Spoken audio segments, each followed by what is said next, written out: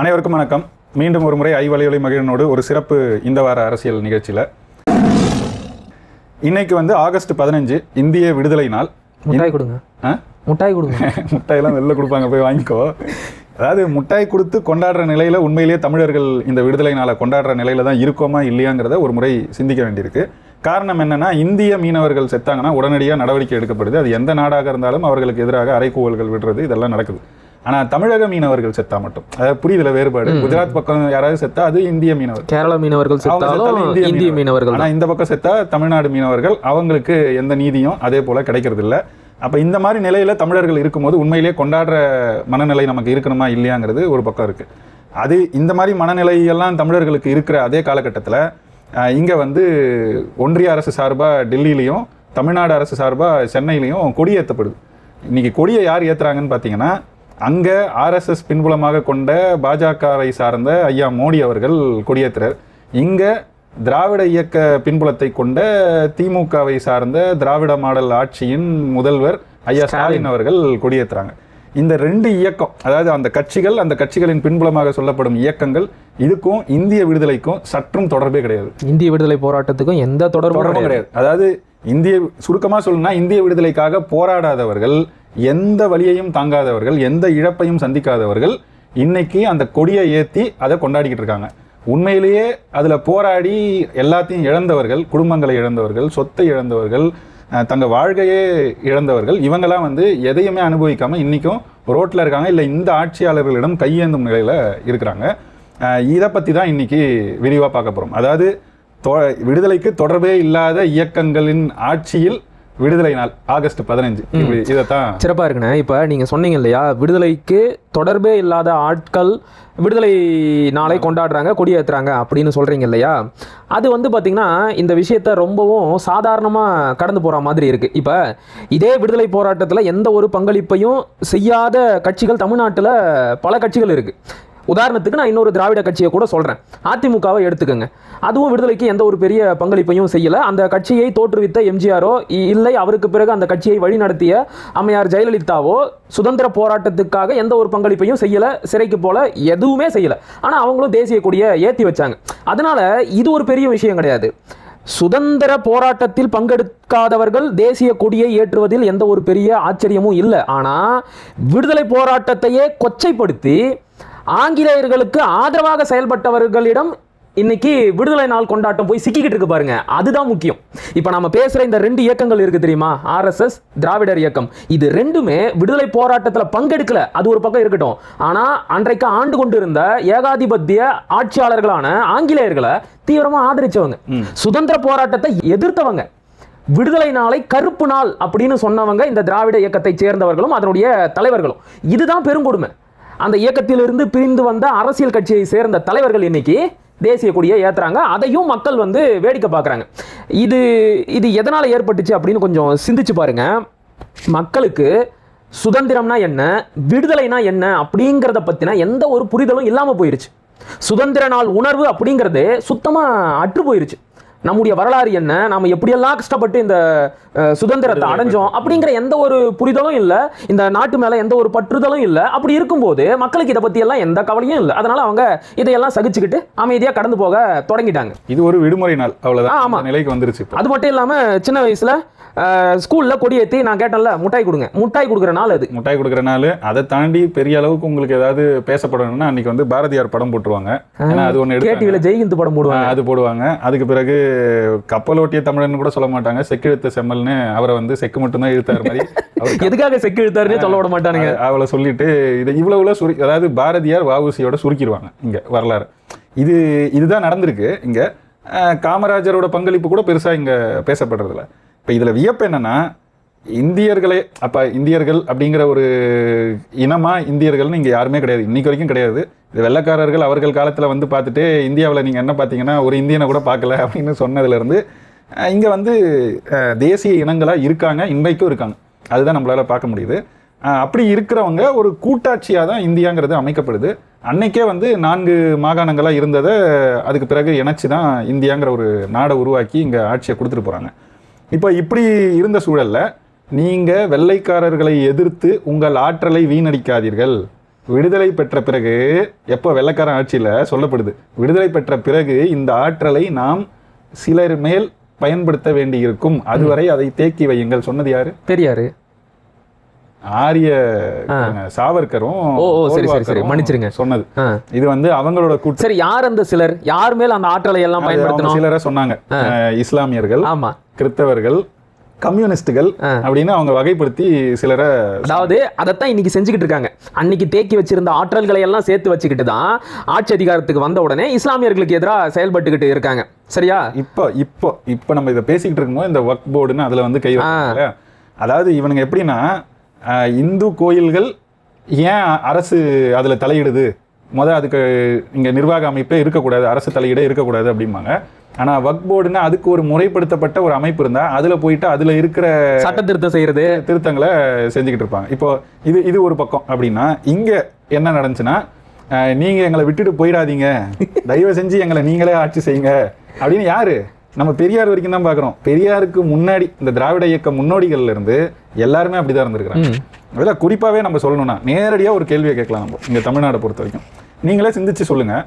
தமிழ்நாட்டு, நான் இப்போதைக்கு இந்தியாவை பற்றி கொஞ்சம் பார்த்தோம் இல்லையா, இப்போ தமிழ்நாட்டில் ஒரு சில அரசியல் கட்சிகளோ அல்லது பெரிய பெருந்தலைவர்கள், விடுதலை போராட்ட வீரர்கள், விடுதலை போராட்ட காலத்து அரசியல்வாதிகள் அப்படின்னு பேர் எடுத்தா இவங்கெல்லாம் வந்து எல்லாருமே சிறை சென்றாங்க. வஉசி, காமராஜர், கக்கனு, முத்துராமலிங்கனாரு, இன்னும் அந்த பட்டியல் ரொம்ப பெருசு. பாரதியார், மாப்போசி, தமிழ் தேசிய தலைவர் மாப்போசி போயிருக்காரா இல்லையா? போயிருக்காரு.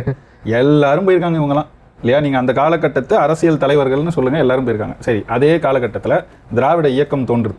பிராமணர் அல்லாதார் சங்கத்துல இருந்தே நான் தொடங்குறேன், அங்கிருந்து தொடங்குது. ஏன்னா இப்ப நம்ம பேசின பேர்களும் எல்லாருமே பிராமணர் அல்லாதார் தான். சரியா? ஆனா பிராமணர் அல்லாதார் இயக்கம்னு ஒன்று தொடங்கி அதுக்கான தேவை இருந்துச்சு, தொடங்குச்சு. இதெல்லாம் நம்ம விட்டுருவோம், அது உண்மை. அதெல்லாம் நம்ம பிறகு பேசுவோம்.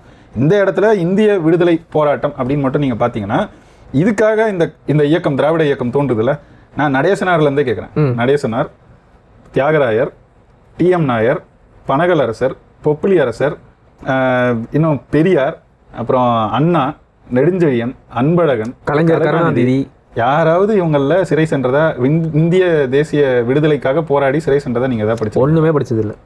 இதுதான் இங்க இருக்கிற முரணை. இதைத்தான் எப்படி மக்கள் இதை கடந்து போறாங்க. ஏன்னா இழந்தவர்களின் குடும்பங்கள், அந்த சந்ததியினர் இன்னைக்கும் போராடிக்கிட்டு இருக்கிற ஒரு நிலையில இருக்கும். கண்டிப்பா வஉசியோட குடும்பம் இன்னைக்கு எந்த அளவுக்கு சிதறடிக்கப்பட்டிருக்கு, அவங்க என்ன நிலையில இருக்காங்கன்றது பல பேர் மிக மிக ஏழ்மையான நிலையில இருக்கிறதும் நம்ம பார்க்குறோம். எப்பயாவது அரிதிலும் அரிதா அதெல்லாம் செய்தியில வரும். ஆனால் அதை பற்றி யாருமே கண்டுக்க மாட்டாங்க. இவங்களுக்கு வந்து எப்பவும் பார்ப்பன எதிர்ப்பு இருக்கலாம், ஆனால் இந்த செய்தியில் கூட பார்ப்பன எதிர்ப்பை முன்னிலைப்படுத்திட்டு இதை கடந்து போயிடுவாங்க. பாரதியார் குடும்பத்தை பார்த்தீங்களா, அவன் நல்லா இருக்கான், ஏன்னா ஆரியம் அவனை கைவிடல. அவன் ஆரியத்துக்கு எதிராகவே எழுதியிருந்தாலும் சில செய்திகளில் நின்று இருந்தாலும் அவனை ஆரியம் எடுத்துக்கிச்சு. ஏன்னா அவனோட அடையாளமாக பார்க்குறான். அவன் எடுத்து அவன் சரியாக இருந்திருக்கான், செஞ்சுருக்கான். ஆனால் நீங்கள் திராவிடம்னு பேசுனீங்க, பிராமணர் அல்லாதார்னு பேசுனீங்க. இவ்வளவு பிராமணர் அல்லாத தலைவர்கள் இருந்தாங்களே, அவங்களெல்லாம் நீங்க எப்படி நடத்துனீங்க? விடுதலை பெற்ற பிறகு விடுதலைக்காக போராடி பல ஆண்டுகள் சிறையில் இருந்த காமராஜரை நீங்க என்னென்ன பேசி இழிவு செஞ்சீங்க? இன்னைக்கு நாகரிக அரசியல் பத்தி பேசுறாங்க திமுக காரங்க. உருவக்கேலியை பத்தி எல்லாம் நமக்கு பாடம் எடுக்கிறாங்க. அன்னைக்கு கார்ட்டூன் வரையறாரு கருணாநிதி முரசொலி முதல் பக்கத்துல. காமராஜரை வந்து புடவை கட்டி பெண் மாதிரி சித்தரிச்சு அவங்களுக்கு வந்து ஒப்பனை செய்யறாரு. யாரு? நேருவும். அதுவும் அவர் கருப்பா இருக்காராம், அதனால கருப்பா அதை காமிச்சு நேருவை வெள்ளையாகவும் காமராஜரை வந்து கருப்பு பெயிண்ட் அடிச்சு.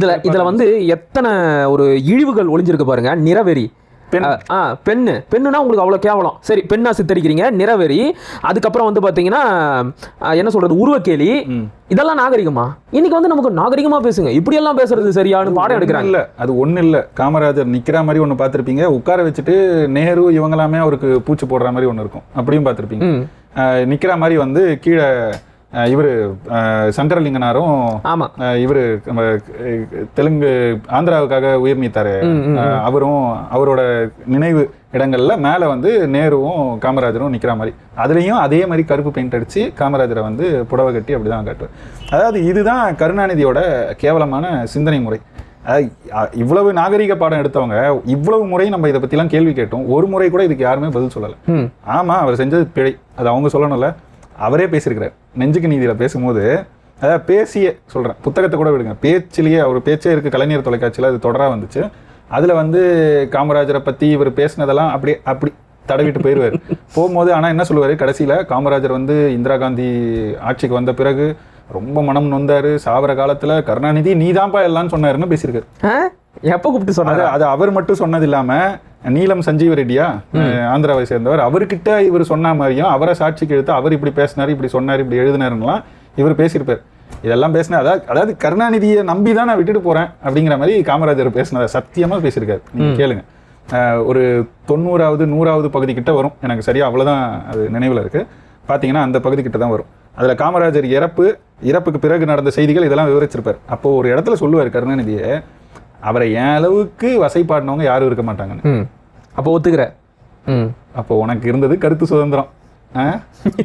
அதே இன்னைக்கு ஆட்சி அதிகாரத்துக்கு வந்த உடனே மத்தவன் பேசிட்டானா, உன் பேரனையோ பேசிட்டா இல்ல உன்னையோ பேசிட்டா அது கருத்து சுதந்திரத்துல வராது. சிறை, அடிதடி, கை உடைப்பு, கால் உடைப்பு, இப்படி ஒண்ணுமே இல்ல. இதை ஒரு சான்றா எடுத்துக்கிட்டு இனி வரும் அரசுகள், இப்ப திமுக அரசு அவர்களுக்கு எதிராக எழுதியவர்களை எப்படி கையாண்டார்களோ அப்படி கையாண்டாங்கன்னா எத்தனை திமுக காரனுக்கு கை உடையும், எத்தனை அதாவது ஆட்சி அமைஞ்ச உடனே இந்த திமிரு பேச்சு பேசினாங்க. உங்களுக்கு நினைவு இருக்கான்னு தெரியல, நினைவூட்டுறதுக்காக மக்களுக்கும் நான் சொல்றேன். கான்ஸ்டன்டைன் ரவீந்திரன் ஒருத்தர் இருக்காரு தெரியுமா, திமுக பேச்சாளர். அவர் ஆட்சி அமைஞ்ச உடனே என் நினைவு சரின்னா பேரலையோ ஏதோ ஒரு செய்தி ஊடகம் தான், வலையொலி ஊடகம் தான், அதுக்கு நேர்காணல் கொடுக்குறாரு. கொடுக்கும்போது ஆட்சி அமைஞ்சு ஒரு மாசம் கூட இருக்காது, அதுக்குள்ள ஒரு வாரமோ அந்த மாதிரி தான், 10 நாளுக்குள்ள. அதாவது திமுகவுனா ஒரு மாதிரி எழுதுவாங்க, அவர்களுக்கு கை சுளுக்கெடுக்கப்படும், நாக்கில் சுளுக்கெடுக்கப்படும் சொன்னார். அதாவது பேசுறவங்களோட நாக்கிலையும் விரல்லையும் சுளுக்கெடுப்பாங்க, வெளிப்படையா மிரட்டல். அதான் அதிகார திமிர். இது பேசட்டும். சரி, ஓகே, நாம இந்த சுதந்திர போராட்டத்துக்கு வந்துடலாம். இப்ப நீங்க குறிப்பிட்ட மாதிரி அந்த பேர் பட்டியல்ல யாருமே விடுதலைக்காக போராடவும் இல்லை, சிறைப்படவும் இல்லை.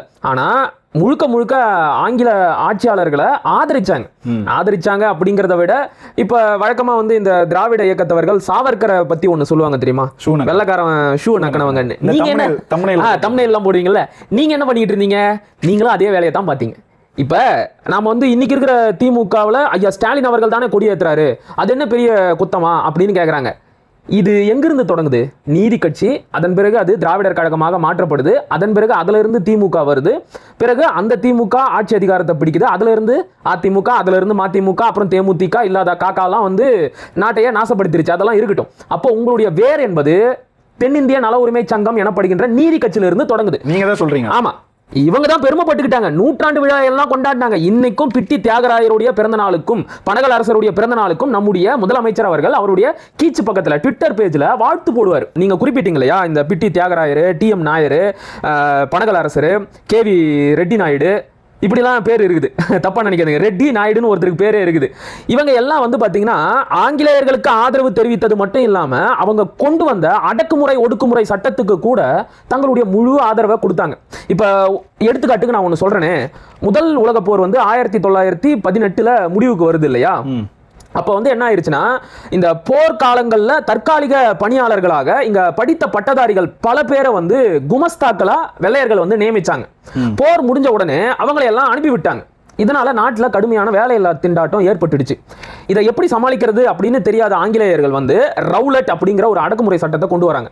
நீங்க இந்த வேலையில்லா திண்டாட்டம் குறித்தும் பொருளாதார நெருக்கடி குறித்தும், அந்த இடத்துல என்னடா பொருளாதார நெருக்கடி வருது அப்படின்னா, இப்ப இந்த போர்னால ஆங்கிலேய அரசுக்கு ஏற்பட்ட நஷ்டம் இருக்கு தெரியுமா, அதையெல்லாம் இங்க வரியை உயர்த்தி அதன் மூலமா கொள்ளடிச்சுக்கிட்டு போனாங்க. இவங்களுக்கு ஏற்பட்ட செலவை நம்ம தலைமையில வரி சுமையா ஏத்தி இவங்க சுரண்ட ஆரம்பிச்சாங்க. இதையெல்லாம் எதிர்த்து தேசியவாதிகள், வேற வழி இல்லை அப்படின்னாலும் அந்த கட்சியோட பேரை சொல்றேன், காங்கிரஸ் கட்சியும் அன்றைக்கு இருந்த பல தேசியவாதிகளும் போராட்டத்தில் ஈடுபட்டாங்க. இவங்களை அடக்கணும் ஒடுக்கணும் அப்படிங்கிறதுக்காக ரவுலட் அப்படிங்கிற ஆங்கிலேய அதிகாரி, அவர் தான் உள்துறை செயலாளராக இருந்தாரு, அவருடைய பெயரிலேயே அந்த சட்டமும் கொண்டு வரப்பட்டுச்சு. இந்த ரவுலட் சட்டம் இருக்கு தெரியுமா, இது ரொம்ப ரொம்ப கொடுமையான சட்டம். எந்த ஒரு கேள்வியும் கேட்காம உங்களை கைது பண்ணி எத்தனை நாட்கள் வேணும்னாலும் சிறையில வச்சிருக்க முடியும். நீங்க இந்த அரசுக்கு எதிரானவர் அப்படின்னு நாங்க சந்தேகப்பட்டாலே போதும், உங்களை கைது பண்ணி எத்தனை நாள் வேணும்னாலும் சிறையில வைக்க முடியும். இன்னைக்கு இருக்கிற எண்ணெய் மாதிரின்னு வச்சுக்கோங்க, சரியா? அவங்கள பார்த்து தான் பல சட்டத்தை இன்னைக்கு இருக்கிற பிஜேபி கொண்டு வருது, அது வேற விஷயம். அப்படி இல்லையா, ஒரே கிராமத்துல இப்ப நீங்க வசிக்கிறீங்கன்னா அந்த கிராமத்தை விட்டு நீங்க வெளியே போகக்கூடாது, அதுக்குள்ளேயே இருக்க வேண்டியதுதான். இப்படி பல அடக்குமுறை விதிகளை கொண்ட ஒரு சட்டம் தான் இந்த ரவுலட் சட்டம். இந்த சட்டம் கொண்டு வரப்பட்ட பிறகு நாட்டில் மிகப்பெரிய எதிர்ப்புரட்சி எல்லாம் கிளம்புது. இந்த சட்டத்தை உடனே பின்வாங்கணும், இது கருத்துரிமைக்கு எதிரானது, இது எங்களுடைய போராட்ட உரிமைக்கு எதிரானது அப்படின்னு எல்லாம் தேசியவாதிகள் போராடுறாங்க. ஆனா இங்க இருந்த TM நாயரும் தியாகராய செட்டியாரும் அதை ஆதரிச்சு அறிக்கை வெளியிட்டாங்க. இதை நாங்க வரவேற்கிறோம். பிரிட்டிஷ் ஆட்சியாளர்களுக்கு எப்பாடுபட்டாவது நாங்க எங்களுடைய விசுவாசத்தையும் நம்பிக்கையையும் நிரூபிப்போம், இந்த அரசுக்கு எதிரான எல்லா செயல்பாட்டையும் எங்களால் முடிஞ்ச வரைக்கும் அடக்குவோம் ஒடுக்குவோம்னு ஒரு அறிக்கையை வெளியிட்டாங்க இந்த ரவுலட் சட்டத்தை ஆதரிச்சு. எப்பேற்பட்ட தேசியவாதிகள் பாருங்க. இது என்ன சிறப்பு, நான் இன்னொன்னு சொல்றேன் சொல்லுங்க. அதுக்கு பிறகு மான்டேகு செம்ஃபோர்டு சீர்திருத்தம்னு ஒன்று தெரியும்ல, எல்லாரும் நிறைய படிச்சிருப்போம் நம்ம பள்ளி. 1919. ஆமா, அதுதான் வந்து இரட்டை ஆட்சி முறைன்னு சொல்லுவாங்க. அதை ஆட்சி அதிகாரத்துல இந்த நாட்டை சேர்ந்தவர்களுக்கும் ஒரு பங்கு. அதுல என்ன, ஏன் அதை நம்ம எதிர்க்கிறோம் அப்படின்னா, இங்க சுயமரியாதை சுயராஜ்யம் பேசினது இல்லையா, நம்மள ஆள்றது, அதுக்கு சற்றும் ஒவ்வாத ஒரு சட்டமாக தான் சீர்திருத்தமாக தான் அது இருந்துச்சு. ஏன்னா இங்க வந்து உங்களை ஆட்சி செய்யலாம்னு சொன்னாலும் தேர்ந்தெடுக்கப்பட்டவர்கள் சிலர் இருப்பாங்க, அதே மாதிரி இந்த வெள்ளைக்கார அரசு நியமிக்கிற சிலர் இருப்பாங்க. அவங்க யாருன்னா அரசு சார்ந்த அதிகாரிகளாகவும் இருக்கலாம், அதிகாரிகள் இல்லாதவர்களாகவும் இருக்கலாம். இந்த மாதிரி, அதாவது நீ கொஞ்சம் பேர் நான் கொஞ்சம் பேர் சேர்ந்து, சரி இப்படி புரிஞ்சுக்கிறேனே, கவர்னர் மாதிரி மேற்பார்வையிடுவதற்கு ஒருத்தர் இருப்பாரு, கவர்னரும் இருப்பாரு, ஆனா அமைச்சரவையிலேயே இவங்க இருப்பாங்க. சரி சரி சரி, அந்த மாதிரி கொடுப்பாங்க. அதுல எந்தெந்த அமைச்சரவை யாருக்கு அப்படிங்கிறதுலயும் பிரிவினை இருக்கு. அதுல முக்கியமான இலாக்காக்களை வைத்திருக்கும் அமைச்சர்கள் இவங்க நியமிக்கிறவங்க தான் வர முடியும். சரி, இந்த மாதிரிலாம் சீர்திருத்தம். அது மாநில அரசும் இருக்கும், அங்கேயும் இருக்கும். மாநில அரசுக்கு சில உரிமைகள் கொடுத்துருப்பாங்க. சில, அதாவது இன்னைக்கு இருக்கிற திட்டத்தட்ட இன்னைக்கு மாநில மத்திய அரசுக்கு இருக்கிற அந்த வரி விதிக்கிற முறையெல்லாம் இருக்கு இல்லையா, அந்த மாதிரி முறைகள் தான் வந்து அன்னைக்கே கொண்டு வரப்பட்டது. மான்டேக் செம்ஸ்ஃபோர்டில் வந்தது தான் இன்னைக்கும் நிறைய இருக்கிறத நீங்க பார்க்க முடியும். வருமான வரியெல்லாம் அவன் வச்சுப்பான். உனக்கு வந்து இங்க நிலவரி, கலால் வரி, அவ்வளவுதான். கலால் வரி, சாராயம், இதுக்கெல்லாம் கிடைக்கிற வரி, அன்னில இருந்தே சாராய வருமானத்தை வச்சுதான் அரசு நடக்குதா? உண்மை அதான். சரி சரி, அதுல கிடைக்கிற வரி இதெல்லாம் தான் நீ வச்சு இங்க நடைமுறைப்படுத்திக்க முடியும். இப்படி வச்சுட்டு அதுலயும் எந்தெந்த இலாக்காக்களுக்கு மாநில அரசுல அவன் நியமிக்கிறவன் பதவியில இருப்பான் அப்படிங்கிறதையும் அவன் ரொம்ப தெளிவா சொல்லிட்டான். இப்படி இருக்க ஒரு சீர்திருத்தம்னு இதை கொண்டு வரும்போது இதை எதிர்த்து இந்திய தேசியம் பேசின எல்லாரும் அன்னைக்கு கொந்தளிக்கிறாங்க. இங்க இருந்த தமிழ் தலைவர்களும் கொந்தளிக்கிறாங்க, எதிர்க்கிறாங்க.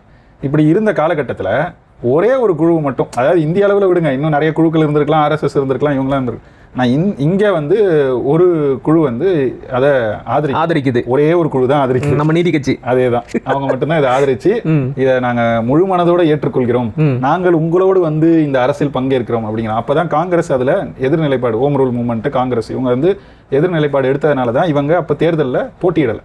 அந்த இடத்த பயன்படுத்தி தான் நீதி கட்சி போட்டியிட்டு, அதாவது கட்சி தொடங்கி போட்டியிட்ட உடனே ஜெயிச்சிட்டாங்க. பாத்தீங்களா எப்படி ஜெயிச்சோங்க? டே, அப்ப யாருமே போட்டியிடலடா. போட்டியிடல அப்படிங்கிறது ஒரு பக்கம் இருந்தாலும் யாரு ஓட்டு போட்டா? உங்களுக்கு மக்களா ஓட்டு போட்டாங்க. அன்னைக்கு ஓட்டுரிமையே மக்களுக்கு கிடையாது, வரி செலுத்துற குறிப்பிட்ட நபர்களுக்கு மட்டும்தான் ஓட்டுரிமை இருந்துச்சு. அப்படி இருக்கும்போது இது தேர்ந்தெடுக்கப்பட்ட அரசுன்னு சொல்றதே தப்பு. வெள்ளைக்காரனுக்கு ஜால்ரா அடிச்சவங்களை அவன் வந்து நியமிச்சான். சரி ஓகே, நீ இந்தாப்பா நாங்க வந்து ஆட்சியில பங்கு தரோன்னு சொல்லியிருக்கிறோம், நீ எங்களுக்கு நல்லா ஜால்ரா போடுற, நீ வந்து கொஞ்ச நாள் ஆட்சியில இரு அப்படின்னு சொன்னாங்க. அந்த நேரத்துல இவங்க ஆட்சி பொறுப்புக்கு வந்தாங்க. இதுல இருக்கிறதுலயே பெரிய ஒரு கொடூரம் என்ன தெரியுமா? இன்னைக்கும் அவங்க வந்து பகத்சிங்கை பத்தி எல்லாம் திராவிட பேசுறாங்க. ஐயா, சுபவீர பாண்டியனே வந்து புத்தகம் எழுதி இருக்கிறாரு, அவருடைய முதல் புத்தகம் அதான் நினைக்கிறேன். கொஞ்சம் கூட அதெல்லாம் அதை பத்தி பேசுறதுக்கு திராவிட இயக்கத்தவர்களுக்கு கூச்சமாவது இருக்கணும். ஏன்னா இதை எதிர்த்து நடந்த பல்வேறு போராட்டங்கள்ல ஒரு முதன்மையான போராட்டம் தான் ஜாலியன் வாலாபாக் போராட்டம். அந்த ஜாலியன் வாலாபாக் போராட்டத்துல பெரும் படுகொலைகள் நடந்துச்சு. கண்டிப்பா நிறைய பேர், கணக்கில் இல்லாதவர்கள் கொல்லப்பட்டார்கள். இன்னைக்கும் போனீங்கன்னா நூற்றுக்கணக்கானவர்கள் வந்து கொல்லப்பட்டாங்க. இன்னைக்கும் அந்த நினைவிடம் அப்படியே இருக்கு. அந்த குண்டுகள் பாய்ந்த சுவர்கள் அப்படியே பராமரிக்கப்பட்ட நிலையில இருக்கு. இப்போ நம்ம என்ன இதுல ஒரு பகீரக செய்தி இதுல என்னன்னா, இதை ஆதரிச்சது, ஜாலியன் வாலாபாக் படுகொலைய ஆதரிச்சு சரின்னு பேசின ஒரே இயக்கம் நான் இந்தியாவிலேயே இவங்க தான். இந்தியா முழுக்க கூட நான் வேற எந்த இயக்கமும் அதை சரின்னு பேசி பார்க்கல. ஒரே ஒரு இயக்கம் யாருன்னா திராவிட இயக்கம், அது இந்த நீதி கட்சி தான். நீங்க சொன்ன அதே வரலாற்று தகவலை பத்தி பி ராமமூர்த்தி வந்து தன்னுடைய ராமமூர்த்தி வந்து விடுதலை போரும் திராவிடர் இயக்கமும் அப்படிங்கிற புத்தகத்துல குறிப்பிட்டு இருக்கிறாரு. அவர் என்ன வரிகளை எழுதி இருக்கிறாரு அப்படிங்கிறத நான் அப்படியே படிச்சு காட்டுறேன், கேளுங்க. அதாவது வந்து நீங்க சொன்ன மாதிரி அன்னைக்கு வந்து இந்தியாவில் இருக்கிற எல்லாருமே இந்த ஜாலியன் வாலாபாக் படுகொலையை கண்டிக்கிறாங்க. ஜெனரல் டயர் வந்து நீதிமன்றத்துக்கு போயிட்டு அவர் மேல விசாரணை கமிஷன் வச்சுட்டாங்க. என்ன இப்படி ஒரு அநியாயம் பண்ணிட்டீங்களேன்னு. அங்க இங்கிலாந்துல இருக்கிறவங்களே இதுக்கு எதிராக திரும்பின உடனே இங்க வந்து விசாரணை கமிஷன் வைக்கிறாங்க. நீதிமன்றத்துக்கு வந்து ஜெனரல் டயர் சொல்றான், ஆமா சுட்டேன், என்கிட்ட புல்லட் இருக்கிற வரைக்கும் சுட்டேன், இன்னும் இருந்திருந்தா நான் சுட்டு இருப்பேன் அப்படின்னு திமிரா சொன்னான். இதை வந்து இங்க இருக்கிற எல்லா தலைவர்களும் கண்டிக்கிறாங்க, எதிர்க்கிறாங்க. அந்த நேரத்தில் தான் நீங்கள் சொன்னீங்க தெரியுமா, அந்த ஆதரவு அறிக்கை, நீதி கட்சியும் அதனுடைய தலைவர்களும் இந்த இந்த ஜாலியன் வாலாபாக் படுகொலையையும் ஜெனரல் டயரையும் ஆதரிச்சு அறிக்கை வெளியிட்டாங்க. மான்டேக் செம்ஃபோர்டு அந்த சீர்திருத்தத்தையும் ஆதரிச்சு வெளியிட்டாங்க. இதுல இன்னொரு பெரிய வேடிக்கையான விஷயம் என்ன தெரியுமா, இவங்களுடைய இந்த கேடுகட்ட துரோக செயலை அன்னைக்கு இருந்த யாரும் ஆதரிக்கல அப்படிங்கிறதையும் தாண்டி இவங்க வெளியிட்ட அந்த அறிக்கையை யாருமே பிரசுரிக்கல, வெளியிடவே இல்லை, எந்த பத்திரிகையும் வெளியிடல. ஆனா அன்றைக்கு வெள்ளக்காரன் நடத்திக்கிட்டு இருந்தால பத்திரிகை மெட்ராஸ் மெயில், கேள்விப்பட்டிருப்பீங்க, Madras Mail, the Times of India, London Times, அப்புறம் ஸ்டேட்ஸ்மேன், இது மாதிரியான பத்திரிகைகள் மட்டும்தான் இந்த அறிக்கையை வெளியிட்டாங்க. வெள்ளக்கார செய்தி நிறுவனங்கள், ஆமா, வெள்ளக்கார செய்தி நிறுவனங்கள் மட்டும்தான் நீதி கட்சி தலைவர்கள் வெளியிட்ட இந்த ஆதரவு அறிக்கையை வெளியிட்டாங்க. அதுல என்ன சொல்லியிருந்தாங்கன்னு பாருங்க. ஜஸ்டிஸ் கட்சியின் ஆரம்ப அறிக்கையிலேயே பறைசாற்றி இருந்தார்கள். அது மட்டுமல்லாமல் பிரிட்டிஷ் ஆட்சிக்கு எதிரான கிளர்ச்சியை முளையிலேயே கிள்ளி எறிவதற்காக எத்தனை இந்திய மக்களின் ரத்தத்தையும் கண்டு தாங்கள் கழிப்போம் என்று ஜஸ்டிஸ் கட்சி தலைவர்கள் இந்த அறிக்கையின் மூலம் பறைசாற்றினார்கள். அதாவது பிரிட்டிஷ் ஆட்சிக்கு எதிராக எத்தனை பேர் வந்தாலும் அவங்கள எப்படியெல்லாம் கொண்டு அந்த ரத்த கலரியை ஏற்படுத்தினாலும் அதையெல்லாம் கண்டும் காணாம நாங்க எங்களுடைய சேவையை செஞ்சுக்கிட்டே இருப்போம்னு அந்த அறிக்கை மூலமாக இவங்க தெரிவிச்சாங்க. யாருக்கு செஞ்சுக்கிட்டே இருப்பாங்க? யாரு? வெள்ளைக்காரங்களுக்கு.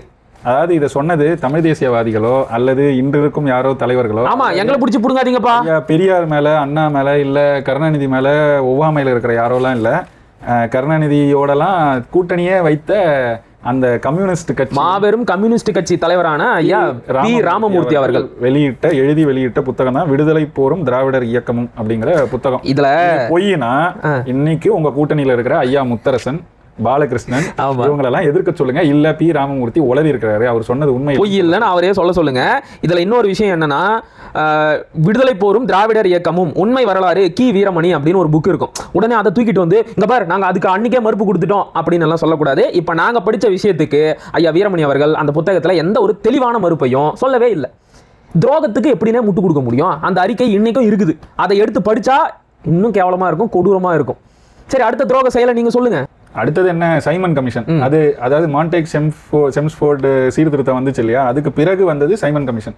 இது எதுக்குன்னா, மான்டேக் செம்ஸ்ஃபோர்டு சீர்திருத்தம் இருக்குல்ல, அது எப்படி நடைமுறைப்படுத்தப்பட்டிருக்கு அப்படின்னு கண்காணிக்கிறதுக்கு, அதை பார்க்கறதுக்கும் அதை பத்தின ஒரு ஆய்வு செஞ்சு வெளியிடுறதுக்கும் தான் வந்தது சைமன் கமிஷன். இந்த சைமன் கமிஷன் வந்து அவங்க சொன்ன அவங்களோட ஆய்வு, அந்த நடைமுறை எப்படி இருக்கு, இது எல்லாத்தையும் ஆதரித்து நின்ற ஒரே இயக்கம், கட்சி திராவிட. நான் இப்படி சொல்றேனே, சைமன் கமிஷனுடைய வேலை என்ன அப்படின்னா, நீங்க சொன்னீங்க இல்லையா 1919 மான்டேகு செம்ஸ்ஃபோர்டு சீர்திருத்தம் கொண்டு வந்து ஆட்சி அதிகாரத்துல இந்தியர்களுக்கு பங்கு தந்தாங்க. இது எப்படி நடைமுறைப்படுத்தப்பட்டிருக்கு அப்படின்னு தெரிஞ்சுக்கிறது மட்டும் இல்லாம இந்தியர்களுக்கு ஆளும் தகுதி வந்துருச்சா அப்படிங்கிறத பரிசோதிக்கிறதுக்காகவும் இந்த சைமன் கமிஷன் இங்க வந்துச்சு. எனக்கு ஒண்ணு புரியலன்னு, இவன் யாரு நமக்கு இந்த நாட்டை ஆள்ற தகுதி இருக்கா இல்லையா அப்படிங்கிறத பரிசோதிக்கிறதுக்கு? என்ன நீதான் 2000 வருஷமா எங்களுக்கு ஆள்றதுக்கு சொல்லி கொடுத்தியா? அப்ப இது எவ்வளவு பெரிய ஒரு தன்மான இழுக்கு, சுயமரியாதைக்கு எதிரான ஒரு செயல். இதை எல்லாருமே எதிர்த்தாங்க. அன்றைக்கு இருந்த காங்கிரஸ் கட்சி தலைவர்களாகட்டும், சுதந்திர போராட்ட வீரர்களாகட்டும், காந்திஜி, நேரு அப்படின்னு மிக பெரும் தலைவர்கள் எல்லாருமே இதை எதிர்த்தாங்க. இது எங்களுடைய சுயமரியாதைக்கு விடப்பட்ட ஒரு சவால், இழுக்கு அப்படின்னு. ஆனா அதையும் ஆதரிச்சு நின்னது யாரு தெரியுமா? நம்ம நீதி கட்சி தலைவர்கள் தான். வாங்க வாங்க வாங்க, எங்களை பரிசோதிங்க, நாங்க நல்லா ஆட்சி செய்யறோமா, உங்களுக்கு நல்லா காலமிக்க விடுறோமா, உங்களை எல்லாம் வந்து பதுசா பக்குவமா பாத்துக்கிறோமா, எப்படி நாங்க நல்லா ஆட்சி செய்யறோம்ல, எங்களையே தொடர்ந்து ஆட்சியில் இருக்க விடுங்க. இவங்க தான் வந்து சுயமரியாதை தலைவர்களா? இதுல இன்னொரு கொடுமை இருக்குது. நம்ம சுயமரியாதையின் பிதாமகர் பெரியார் இருக்காருல்ல, அவர் ஒரு வேலை பார்த்து விட்டார். அதை நான் சொல்லலப்பா, அதை சொன்னதும் ஐயா வீரமணி தான். அதாவது அந்த காலத்தில் வந்து திராவிடர் இயக்கத்தை பற்றியும் இந்த சுயமரியாதை இயக்க தலைவர்களை பற்றியும் சமூகத்தில் இப்படி பேசிக்குவாங்களாம். இவங்கெல்லாம் வெள்ளக்காரன் கால் நக்கி பிழைக்கிறவங்க அப்படின்னு பேசிக்குவாங்களாம். உண்மைதானே? இப்போ தானே பார்த்தோம். அதுக்கு வந்து பெரியார் பதில் சொன்னாராம். இதெல்லாம் நான் சொல்லலை, ஐயா வீரமணி சொன்னது. சரியா? அதுக்கு பெரியார் பதில் சொன்னாராம், ஆமாம் நாங்கள் வெள்ளக்காரன் கால் நக்கிறவங்க தான். வெள்ளக்காரன் கால் வந்து சுத்தமாக இருக்கும், அது சாக்ஸ் போட்ட கால். இது எனக்கு புரியல, சாக்ஸ் போட்ட காலில் சுத்தமாக இருக்கும், அதை நக்கிறது தப்பு இல்லையா? அதுக்கு இன்னொன்று சொல்கிறாரு, நான் பாப்பான் காலை நக்கிறத விட வெள்ளைக்காரன் காலை நக்கலாம், அது சுத்தமானது, சாக்ஸ் போட்டு இருக்குமா. யார் காலை நக்கினாலும், யார் காலை பிடிச்சி வாழ்ந்தாலும் அது சுயமரியாதைக்கு இழுக்கு, இழிவு தான். அதில் என்ன பெருமை இருக்குது? ஆமாம் நான் வெள்ளைக்காரன் காலை பிடிச்சி தான் வாழ்கிறேன் அப்படிங்கிறதுல என்ன பெருமை இருக்குது? அதை அவர் சொல்லிட்டாராம். இதை இவர் வந்து, இவருடைய பேர் என்ன தெரியுமா? மன்னிக்கணும், இவருடைய பட்டம் என்ன தெரியுமா? தன்மான தலைவர், மானமிகு. உங்களுக்குலாம் மானம் மிகுந்து இருக்கா? அதையும் வேற இந்த நாட்டு மக்கள் நம்புறாங்க பாருங்க. தமிழர் தலைவர் மானமிகு ஐயா கி வீரமணியா, இவர் ஒரு மேடையில சொன்னதுன்னா இது யாருக்கு? எந்த ஸ்கூல்ல பாடம் எடுத்தீங்க? திராவிட பள்ளி. சரி இருந்துட்டு போட்டோம். அப்ப இவங்களே ஒத்துக்கிட்டாங்க, ஆமா பெரியார் வந்து வெள்ளக்காரன் காலை நக்குனவர் தான் அப்படின்னு. இப்போ இவங்க வார்த்தைக்கு வார்த்தை சொல்லுவாங்கல்ல, சாவர்கர் வெள்ளக்காரன் காலை நக்கினார்னு. நீங்க என்ன ராசா பண்ணீங்க? இன்னொன்னு தெரியுமா, மன்னிப்பு கடிதம் எழுதினார் சாவர்கர்னு சொல்லுவாங்கல்ல, பெரியார் மன்னிப்பு கடிதம் எழுதின வரலாறு தெரியுமா உங்களுக்கு? அதையும் நான் சொல்லல, ஐயா ஜீவா சொல்றாரு. 1935 ஈரோட்டு பாதை சரியா அப்படிங்கிற புத்தகத்துல இதை பத்தி குறிப்பிட்டு இருக்கிறார். பகத்சிங்கோட புத்தகம், பகத்சிங்கோடைய நான் ஏன் நாத்திகன் ஆனேன் அப்படிங்கிற புத்தகத்துல முதலாக தமிழ்ல மொழிபெயர்த்து வெளியிட்டது ஐயா ஜீவா தான். குடியரசு வெளியிட அது வருது. இதை வெளியிட்டதுக்காக கம்யூனிஸ்ட் பிரச்சாரம் செய்யறாங்கன்னு சொல்லி ஆங்கிலேய அரசு ஜீவானந்தத்தையும் பெரியாருடைய அண்ணனான ஈவே கிருஷ்ணசாமியையும் கைது பண்ணி சிறையில அடைச்சிடறாங்க.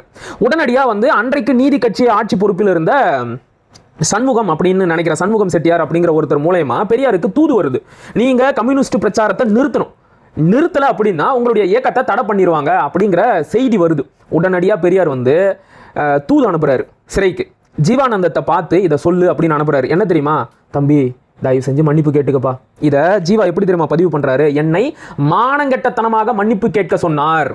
எனக்கு ஒன்று புரியலண்ணே, இவர் வந்து ஐரோப்பிய சுற்றுப்பயணம் போயிட்டு ரஷ்யாவுக்கெல்லாம் சுற்றுப்பயணம் போயிட்டு வந்தவர் தான். ஜோசப் ஸ்டாலினை சந்திக்க போனாரு, ஆனா சந்திக்க முடியாம திரும்பி வந்துட்டாரு. வந்த பிறகு இங்க தன்னுடைய சுயமரியாதை பிரச்சாரத்தோட இந்த சமதர்ம பிரச்சாரம் கம்யூனிச பிரச்சாரத்தையும் முன்னெடுக்கிறதுக்கு முயற்சி பண்ணாரு. அதுக்காக தான் இயக்கத்தை கட்டி சிங்காரவேலர் ஜீவானந்தம் அப்படிங்கிற தலைவர்களையும் ஒன்றிணைந்து அதற்கான வேலை திட்டத்தையும் முன் வச்சாரு. அதுதான் ஈரோட்டு பாதை செயல் திட்டம் அப்படிங்கிறது. ஆனா வெள்ளையர் ஆட்சி வந்து இந்த இயக்கத்தை முடக்கிறோம் அப்படின்னு சொன்ன உடனே மன்னிப்பு கேட்டுக்கங்க அப்படின்னா என்ன அர்த்தம்? இது எல்லாத்துக்கும் துணிஞ்சுதானே வந்தீங்க, அரசு ஒடுக்குமுறை இருக்குன்னு தெரியல, அப்புறம் அப்படி ஒரு ஒடுக்குமுறை வரப்போகுது அப்படின்னு தெரிஞ்ச உடனே என்ன பண்றது, தம்பி மன்னிப்பு கேட்டுங்கப்பா. அதுக்கு ஜீவா என்ன தெரியுமா பதில் சொன்னாரு, என்னை மானங்கெட்டத்தனமாக மன்னிப்பு கேட்க சொன்னார், நீங்க வெளியே வந்த உடனே அந்த மன்னிப்புக்கு நானே ஜவாப்தாரி அப்படின்னு அறிக்கை வெளியிட்டுறேன்பா, உங்க மேல எந்த கலங்கமும் வராது, நீங்க வந்துருங்க, நான் தான் இந்த மன்னிப்புக்கு பொறுப்புன்னு நான் அறிக்கை வெளியிட்டுக்கிறேன் அப்படிங்கிறாரு. நான் மாட்டவே மாட்டேன், மன்னிப்பு கேட்கவே மாட்டேன்னு சொல்லிட்டேன். பெரிய நாயக்கர் வேணும்னாலும் கேட்டுக்கிட்டோம், பெரிய நாயக்கர் அப்படிங்கிறது பெரியாருடைய அண்ணன் ஈவே கிருஷ்ணசாமி வேணும்னாலும் கேட்டுக்கிட்டோம் அப்படின்றாரு. இப்படி சொன்னது மட்டும் இல்லாம 1935 மார்ச் மாசம் வெள்ளையர்களுக்கு ஆதரவான அந்த அறிக்கையும் வெளியிட்டார். காங்கிரஸ் கட்சியை ஒழிப்பதற்காக ஆளும் ஆங்கிலேய அரசுக்கு எப்படிப்பட்டாவது நாங்கள் ஒத்துழைக்க தயாரா இருக்கிறோம் அப்படின்னு அறிக்கை வெளியிட்டு இருக்கிறார். அந்த அறிக்கையோட கடைசி பத்தியை மட்டும் நான் சொல்றேன். மேல என்னென்னமோ அளந்து விட்டுருப்பாரு, சாதியை ஒழிக்கணும், தீண்டாமையை ஒழிக்கணும், காங்கிரஸ் கட்சியை ஒழிக்கணும், அதுக்காக நாங்கள் வெள்ளைக்காரங்களுக்கு எவ்வளவு வேணாலும் கூஜா தூக்க ரெடி. வெள்ளைக்காரன் நினைச்சிருந்தானா சாதியை என்னைக்கோ ஒழிச்சிருக்க முடியும். ஆனா அவனுக்கு இந்த பிரச்சனைகள் எல்லாம் தேவைப்பட்டுச்சு, அதை வச்சு கொஞ்சம் குளிர் காஞ்சிக்கிட்டான். ஆனா இவரு அவனுங்க என்னமோ நம்மளை காக்க வந்த ரட்சகர்கள் மாதிரி நினைச்சுக்கிட்டு அவனுங்க இருக்கிற வரைக்கும் தான் நமக்கு வந்து பாதுகாப்பு, அவங்க இருந்தாதான் சாதியை ஒழிக்க முடியும் எல்லாம் கற்பனை மனக்கோட்டை கட்டிக்கிட்டு வாழ்ந்தாரு. இன்னைக்கு வரைக்கும் அவன் போட்ட விதையில தான் இங்க வளர்ந்துச்சு. கண்டிப்பா இன்னைக்கும் சாதி பல இடங்கள்ல ஒழிந்ததுக்கு காரணம் இங்க இருக்கிற மக்கள் முன்னேறினாங்க மாறினாங்கலாம். ரெண்டாவது தொழில்நுட்பங்கள், நிறைய இடங்கள்ல தொழில்நுட்பங்கள் கண்டிப்பா முக்கியமா வந்து போக்குவரத்து அதான் தொடர்வண்டி பேருந்து அப்படின்னு வரும்போது அதுல ஒரு கட்டம் அதுவும் தொடக்கத்துல இருந்திருக்கு. அதுக்கு பிறகு அவங்களால அதை சரியா பின்பற்ற முடியல. பின்பற்றினா ரொம்ப நடைமுறை சிக்கல்கள் இருக்கும், நடத்த முடியாது, இழப்புல போகும், அதெல்லாம் முடியாதுங்கிறதுனால விட்டுட்டாங்க. அதுக்கு பிறகு அப்படியே தொழில்நுட்பங்கள் வளருது. இன்னைக்கு கைபேசி வரைக்கும் வந்தவொடனே இந்த கைபேசியை இவர் தான் வாங்க முடியும் எவனா சொன்னா இங்க வணிகம் செய்ய முடியாது. அதனால தொழில்நுட்பம் தான் பெரிய அளவுக்கு இதை ஒழிச்சிருக்குங்கிறது தான் உண்மை. அதை ஏத்துக்கிற மனப்பக்குவம் இருந்தா வெள்ளைக்காரங்காலத்திலையும் அவன் செஞ்சதும் அவனுடைய வணிக நோக்கத்துக்காக சில இடங்கள்ல செய்யலன்னு சொல்லக்கூடாது, செஞ்சான். அது எதுக்குன்னா ஐயோ இந்த மக்கள் இவ்வளவு கஷ்டப்படுறாங்களே அப்படின்னா உண்மையிலேயே அவன் எவ்வளவு பேரை எவ்வளவு கஷ்டப்படுத்தினான், எவ்வளவு பேரை கொன்னான். அந்த நாய்க்கு அவன் மேல பாசம் வந்துற போது, பரிவு வந்துற போது அவன் தூக்கி போட்ட 2-3 எலும்பு துண்டை பார்த்துட்டு இவன் தான் நம்மளை காப்பாற்ற வந்தவன் அப்படின்னு நினைச்சுக்கிட்டாரு இவரு. இதுல இன்னொரு கொடுமை என்ன தெரியுமாண்ணே, 1947 ஆகஸ்ட் 15 நமக்கு சுதந்திரம் கொடுக்க போறாங்கன்றது தெரிஞ்சு போச்சு. அதுக்கு முன்னாடி இவர் என்ன தெரியுமா சொல்றாரு, இந்தியா முழுக்க சுதந்திரம் கொடுத்தாலும் கொடுங்க, மெட்ராஸ் பிரசிடென்சிக்கு கொடுக்காதீங்க, நீங்க நேரடியா அதாவது லண்டன்ல இருக்கிற மன்னருடைய நேரடி கட்டுப்பாட்டுல இந்த மெட்ராஸ் பிரசிடென்சியை வச்சுக்கோங்க அப்படின்னு அடிமை சாசனம் எழுதுறாரு. இவருக்கு யார் இந்த உரிமையை கொடுத்தது? 1947 ஆகஸ்ட் 10 என் நினைவு சரின்னா அந்த நாள் தான் இது எழுதப்பட்டது. இவருக்கு யார் இந்த உரிமையை கொடுத்தது? எதிர்த்து தான் தன்னோட திராவிட நாடுல அண்ணா வந்து எழுதுறாரு, இதை அப்படி சொல்லக்கூடாது, அது பிழை, அது வந்து எப்படி பார்த்தாலும் வேற ஒருத்தர் நம்மள ஆள்றதுல இருந்து நம்ம மீறி நம்ம வந்து நம்மள ஆட்சி செய்யற நிலைக்கு வரோம் அப்படிங்கிறது ஒரு முதற்கட்ட வெற்றியா பார்க்கணும். அதை நம்ம ஏத்துக்கணும், கொண்டாடணும். அது கருப்பு நாள்னு பெரியார் அறிவிச்சது, அது கருப்பு நாள் இல்ல, கொண்டாடப்பட வேண்டிய நாள்னு சொன்னவர் அண்ணா. அவங்க இயக்கத்திலேயே ஒரு முரண் அந்த இடத்துல வருது. இருந்தாலும் நான் ஒண்ணு திரும்பவும் சொல்றேன், இந்த அண்ணாவும் அதுவரை விடுதலை போராட்டத்தில் பங்கேற்றவர் அல்ல அதற்காக சிறை சென்றவர் அல்ல. அவரோட இருந்த நெடுஞ்செழியன், அன்பழகன், கொஞ்சமாவது அவருக்கு ஆங்கிலேய எதிர்ப்பு இருந்துச்சு. கருணாநிதி நம்மளுடைய முதல் எதிரி வெள்ளக்காரன், அவன் போனது நமக்கு மகிழ்ச்சி தான் அப்படின்னு சொன்னாரு அண்ணா. அதை நம்ம கொண்டாடணும் அப்படின்னு சொன்னாரு. நெடுஞ்செழியன், அன்பழகன், கருணாநிதி இவங்களும் இந்த போராட்டங்கள்ல, அதுவரை நடந்த விடுதலை போராட்டங்கள்ல கலந்து கொண்டவர்கள் அல்ல. இந்த செய்தியை மிக தெளிவா மக்கள் புரிஞ்சுக்கும். இதே போலதான் இவ்வளவு நேரம் இவங்களை பத்தி பேசணும்ல, அங்க ஒரு இருங்க இன்னும் முடியல. எனக்கு என்னன்னா, இந்த விஷயத்தை நம்ம அழுத்தமா பதிவு செய்ய வேண்டியது இருக்கு. இப்ப இவர் வந்து தன்மானத்துக்காக போராடினாரு, சுயமரியாதைக்காக போராடினாரு அப்படின்னு சொல்றாங்க இல்லைன்னா, இப்ப தன்மானம் சுயமரியாதைனா என்ன? யாருக்கும் அடிமையா இல்லாதது தான். தங்களை தாங்களே ஆண்டு கொள்ளும். ஆமா, யாருக்கும் நான் அடிமை இல்லை, எனக்கு யாரும் அடிமை இல்லை அப்படிங்கிறது தான் சுயமரியாதையோட அடிப்படை இலக்கணமே. அப்படி இருக்கும்போது வெள்ளக்காரன் எங்களை ஆட்சி செய்யட்டும், வெள்ளக்கார ஆட்சி தான் எங்களுக்கு வேணும், அந்நியர் ஆட்சி தான் எங்களுக்கு வேணும் அப்படின்னு கேட்கறது சுயமரியாதைக்கு ஏற்றது தானா? இவர் தான் சுயமரியாதை தலைவரா? அட இப்ப மட்டும் கிடையாதுன்னு 1968 கீழவெண்மணி படுகொலை 68 நினைக்கிறேன். அந்த கீழவெண்மணி படுகொலை நடந்து முடிஞ்ச உடனேயே பெரியார் வந்து 2 நாள் கழிச்சு ஒரு அறிக்கை வெளியிடுறாரு. 2 நாள் இல்ல, 1 வாரம் கழிச்சு ஒரு அறிக்கை வெளியிடுறாரு. அதுல இந்த கீழவெண்மணியை ஒரு வார்த்தை கூட கண்டிச்சு பேசியிருக்க மாட்டார். அந்த படுகொலையை செய்த கோபாலகிருஷ்ணனை கண்டிச்சு ஒரு வார்த்தை கூட பேசியிருக்க மாட்டாரு. அதுக்கு பதிலா என்ன தெரியுமா சொல்லியிருப்பாரு? பொது உடைமைவாதிகளை திட்டினது மட்டும் இல்லாம, இதுக்கு தான் நான் சொன்னேன் இந்தியர்கள் ஆளக்கூடாது அப்படின்னு. இப்ப வாது சொல்றதை கேளுங்க. நாம நேரடியா அமெரிக்கா காரனாலேயோ, இப்ப பிரிட்டிஷ் கிடையாது, அமெரிக்கா காரனாலேயோ ரஷ்யா காரனாலேயோ ஆளப்பட்டாதான் சரியா இருக்கும். இதான் சுயமரியாதையா? அடிமையா இருக்கிறது இவங்கிட்ட அடிமையா வேணா, இன்னொருத்தங்கிட்ட அடிமையா இருக்கும். இந்த யோக்கிய சிகாமணி தானே பாரதிதாசன் படத்திறப்பு விழாவுக்கு போயிட்டு எல்லா அரசு அலுவலகங்கள்லயும் இதுக்கப்புறம் வள்ளுவனோட படத்தை தூக்கி குப்பை தொட்டியில போட்டுட்டு, அவர் சொல்றது, நான் திருவள்ளுவர்னு தான் சொல்லுவேன், வள்ளுவனோட படத்தை தூக்கி குப்பை தொட்டியில போட்டுட்டு பாரதிதாசனோட படத்தை மாட்டணும். இது அவர் ஏத்துக்குவாரா? ஆனா இவர் தூக்கி குப்பையில போட சொன்னாரு தெரியுமா? திருவள்ளுவர் 2000 வருஷத்துக்கு முன்னாடி தன்மானத்துக்குன்னு ஒரு திருக்குறள் எழுதி இருக்கிறார். நல்லாண்மை என்பது ஒருவருக்கு தான் பிறந்த இல்லாண்மை ஆக்கி கொளல். நீ பிறந்த வீட்டையோ நாட்டையோ நீயே ஆள்ற மாதிரி பாத்துக்கராசா, அதுதான் நல்ல ஆளுமைக்கு அழகு அப்படிங்கிறாரு. இவரு தன்மான தலைவரா? இவரு தன்மான தலைவரா? அதேதான். சரி, நீங்க அந்த வரலாறுக்கு போங்க. அதான் இங்க இப்படின்னா, இதெல்லாம் பண்ணிட்டு நாங்க வந்து நீதி கட்சியில இருந்து வந்தோம், சுயமரியாதை இயக்கத்துல இருந்து வந்தோம். அதுக்கு முன்னாடி பார்ப்பனர் அல்லாதார் சங்கம் 1916 தொடங்கினது அப்படின்னு சொல்லிட்டு 2016 100ஆண்டு விழாலாம் எடுத்து பெரிய அளவு கொண்டாடினாங்க. என்ன இவங்க எண்ணியது போல இவங்களால ஆட்சி பொறுப்புல அப்ப இருக்க முடியல. அப்ப இருந்த ஜெயலலிதாவும் சரியான ஒரு நிலையில இல்லை, அவங்களும் மருத்துவமனைக்கு போயிட்டாங்க. அப்புறம் எடப்பாடி அவங்க சரியா அவங்க நினைச்சது போல அந்த 100ஆண்டை கொண்டாட முடியல. இப்படி ஒரு சிக்கல்ல 100ஆண்டு கொண்டாடினாங்க. நம்ம எதுக்கு இதை சொல்றோம்னா, அடுத்த வருஷம் ஒரு கொண்டாட்டம் இருக்கு. 100ஆண்டு எது கொண்டாடினீங்க? அதுதான் உங்களுடைய தோற்றம் அப்படின்னு சொல்லி கொண்டாடினீங்க. இவ்வளவு நேரம் நாங்க பேசினது எல்லாமே அந்த இயக்கம், அந்த கட்சி, உங்களுடைய தோற்றுவாயாக நீங்கள் சொல்லிக்கொள்ளும் இயக்கமும் கட்சியும் செய்த செயல்களை தான். இன்னும் நிறைய இருக்குது, சொன்னா சொல்லிக்கிட்டே இருக்கலாம். ஆகஸ்ட் 15ங்கிற புத்தகத்தை எடுத்து படிச்சு, அதுக்கு எதிராக அண்ணா திராவிட நாட்டில் எழுதின கட்டுரைகளை எடுத்து படிச்சு, அந்த காலகட்டத்தில் ஐயா கருணாநிதி முரசொலியில் எழுதினது, நெடுஞ்செழியன் மன்றம்ல எழுதினது, அந்த காலகட்டத்தை ஒட்டி புதுவாழ்வுன்னு நினைக்கிறேன். ஒரு நிமிஷம், நெடுஞ்செழியன் வந்து மன்றம்னு ஒரு பத்திரிகை நடத்தினாரு அப்படிங்கிறதோ, அன்பழகன் வந்து புதுவாழ்வு அப்படின்னு ஒரு பத்திரிகை நடத்துறதோ அவங்களுக்கு தெரியுமா?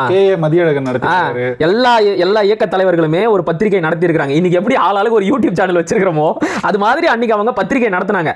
ஆனா இப்படி எல்லாம் ஒரு பத்திரிகை இருந்தது அப்படின்னு இன்றைக்கு இருக்கிற திராவிடம் 2.0 குரூப்புக்கு தெரியுமா? திராவிட பள்ளியிலேயே சொல்லி கொடுக்க மாட்டாங்க. நாம தான் விழுந்து விழுந்து படிச்சுக்கிட்டு இருக்கோம். புதுவாழ்வுன்னு என்னன்னு இப்ப 4 ஆண்டு திராவிட, ஏதாவது படத்தோட பேரா? திராவிட பள்ளி வந்து 4 ஆண்டுகள் படிச்சு முடிச்சு வெளியே வந்திருக்காங்கன்னு சுபவி இன்னைக்கும் பீத்திக்கிறார். சரி, இந்த 4 ஆண்டு படிச்சு வந்தவங்கல்ல யாரையாவது கொஞ்சம் இந்த பக்கம் அனுப்பி விடுங்க, இந்த கேள்வி எல்லாம் நான் கேட்கிறேன். அவங்க இந்த டெஸ்ட்டை பாஸ் பண்ணிட்டாங்க. அதாவது இந்த திராவிடத்தை எதிர்க்கும் தமிழ் தேசியவாதி தம்பியின் அறிவுக்கு உட்பட்ட திராவிட. என்ன சந்தானம் ஒரு படத்துல டே என்னது 1 கிலோ ஓலை பட்டாசு வாங்கினா எத்தனை பட்டாசு ஃப்ரீயா தருவான் சொல்றா அப்படிங்கிற மாதிரி அவங்களுக்கு கூப்பிட்டு எத்தனை பத்திரிகை நடத்தினாங்க சொல்றா அப்படிங்கிற மாதிரி கேக்குறீங்க. நான் என்ன கேட்கிறேன், இவர் ஒரு நான் இப்படி கேட்கிறேன், பாரதிதாசன் ஒரு இதழ் நடத்தினாங்க, சொல்லுங்க, உனக்கு தெரியும் அவனுக்கு தெரியுமா?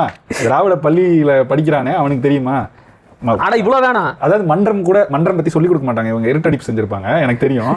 ஏன்னா மன்றத்துல பெரியாருக்கு எதிராக சில கருத்துக்கள் எழுதப்பட்டது, நான் படிச்சிருக்கிறேன், அதுல சொல்றேன். புதுவாழ்வுன்னு ஒரு பத்திரிகை இருந்தது, சுபவிக்கே ஞாபகம் இருக்குமா தெரியுமான்னு தெரியல, இதுல எங்க இருந்து அவங்களுக்கு சொல்லிக் கொடுக்க போறாரு.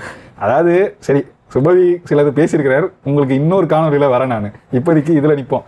அதாவது இதெல்லாம் இருந்துச்சு. நான் வேணா ஒரு கோரிக்கை வச்சுக்கிட்டா, இந்த படிச்சுட்டு வந்தாங்கல்ல அறிஞர்கள் மேதைகள், அவங்களை கூப்பிட்டு மத்தவங்க நடத்தின பத்திரிகையை விடுங்க, பெரியார் முதல்ல எத்தனை பத்திரிகை நடத்தினாரு அப்படிங்கறத கேட்டு வாங்கணும். கட்டாயம் கேட்போம். குடியரசு விடுதலையை தாண்டி எத்தனை பத்திரிகை நடத்தினாருங்கிறத சொல்லணும். அதுல எத்தனை ஆங்கிலம், எத்தனை வார இதழ் அப்படிங்கிறதையும் சொல்லணும். அது கஷ்டம், அது விடுங்க.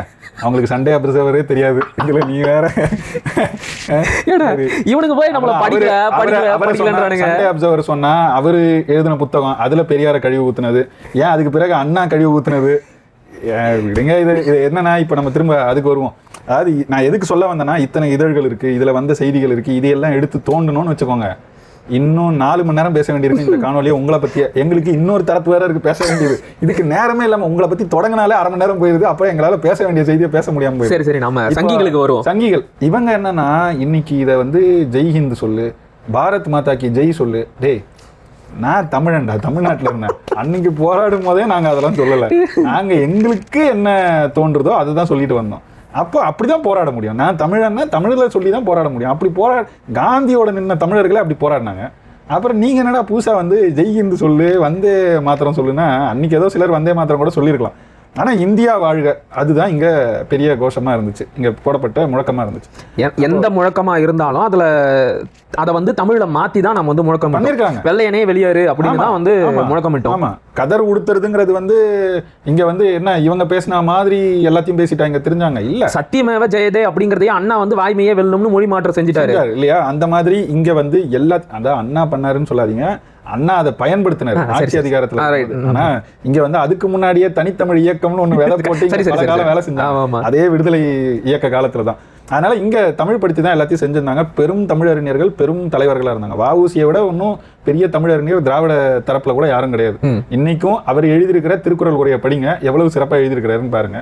அது நுணுக்கமான செய்திகள்லாம் இருக்கும். இப்ப நம்ம சொல்ல வர்றது என்னன்னா, இங்க எங்களுக்கே ஒரு மரபு இருக்கு. இந்திய விடுதலை போராட்டத்துல தமிழர்களுக்கு இருக்கிற மரபே பெரிய மரபு. நாங்க பேசணும்னா அதையே வந்து ஒரு தொடர் காணொலியா பேசுற அளவுக்கு நாங்க எங்க ஆரம்பிக்கணும் யோசிச்சு பாரு. அழகுமுத்துக்கோன்ல ஆரம்பிச்சு புலித்தேவனு, அதுக்கப்புறம் வந்து மருதிருவர், வேலு நாச்சியாரு, இன்னும் அந்த பட்டியல் நீண்டுகிட்டே போகுமே.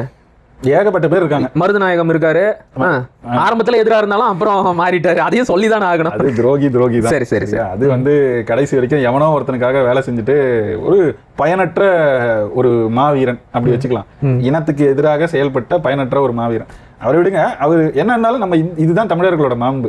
நமக்கு எதிராக ஒருத்தன் வேலை செஞ்சா கூட அவனோட வீரத்தையும் ஏற்றுக்கொள்றோம். எங்களை தான் கொன்னுச்சு அந்த வீரம், ஆனாலும் நாங்க அதை ஏத்துக்கிறோம். அதுதான் அவரை பார்த்து தானே வெள்ளக்காரன் நிறைய பயந்துருக்கான். அவர் எப்படி கொன்னாங்க அப்படிங்கறத பத்தி கேள்விப்பட்டிருப்பீங்கல்ல? பட்டிருக்கோம். ஆனாலும் அதெல்லாம் பெருசா எடுத்து கொண்டாடுறதுலாம் இல்லை. ஏன்னா பிரெஞ்சுக்காரனோட சேர்ந்து பிரிட்டிஷ்காரனை எதிர்க்கிறது, பிரிட்டிஷ்காரனோட சேர்ந்து பிரெஞ்சுக்காரனை எதிர்க்கிறது, இவன் 2 பேரோட சேர்ந்து தமிழனை எதிர்க்கிறது, இது ஒரு பொழப்பா? இது ஒரு வாழ்க்கையா? சரியா? இது ஒரு பக்கம் வைங்க, இது துரோகம் தான் முழுக்க. அதாவது தமிழ் மன்னர்கள் நீங்க சொன்னவங்களே எத்தனை பேர் இருந்தாலும் எதிர்த்து போரிட்டு இருக்கிறான், கொண்டு இருக்கிறான், சூழ்ச்சி செஞ்சு. இல்ல, நாம வந்து வரலாற்றுக்கு துரோகம் செய்யக்கூடாது, உள்ளதை உள்ளபடியே பதிவு செஞ்சுதான் ஆகணும். திப்பு சுல்தான் கூட இந்த மண்ணுக்காக போராடி இருக்கிறான், நம்ம கொண்டாடுறோம் அவனை. அதுதான் மாண்பு. அதுதான் சொல்றேன் தமிழர்களோட மாண்பு. மருதநாயகமாகவே இருந்தாலும், எங்க ரத்தமாகவே இருந்தாலும், எங்களுக்கு எதிராக இருந்தானா எங்களுக்கு எதிராக இருந்தான்னா, திப்பு சுல்தான் எங்க இருந்தோ வந்தாலும் இங்க நமக்காக போராடினா போராடினா கண்டிப்பா. அதுல என்னைக்கு நம்ம மறுக்கவும் மாட்டோம். தீரன் சின்னமலை அவர் வந்து இயல்பா மக்கள்ல இருந்து வந்து தலைவர். அது அது கோபால நாயக்கர் கூட வேலு நாச்சியாருக்கு உதவி பண்ணாரு.